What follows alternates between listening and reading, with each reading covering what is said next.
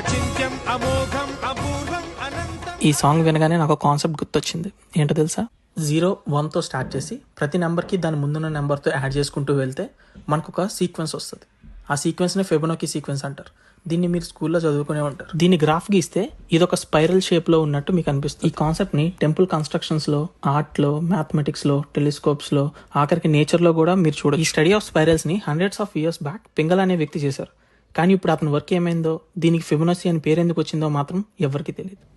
ఈ కాన్సెప్ట్కి నేను వినే పాటకి లింక్ ఏంటని అనుకుంటున్నారా? అయితే ఇంకోసారి ఈ పాట వినండి.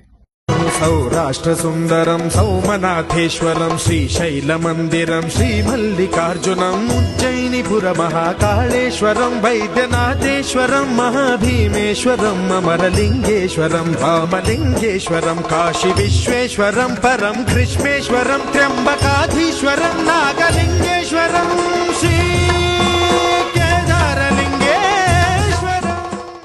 ఇప్పుడు ఇవన్నీ ఒక లైన్తో జాయిన్ చేస్తే ఒక స్పైరల్ వస్తుంది. Fascinating coincidence, isn't it? దీన్నే స్పేషియల్ డేటా అనాలిసిస్ అంటారు. అమోఘం అపూర్వం అనంతం అఖండ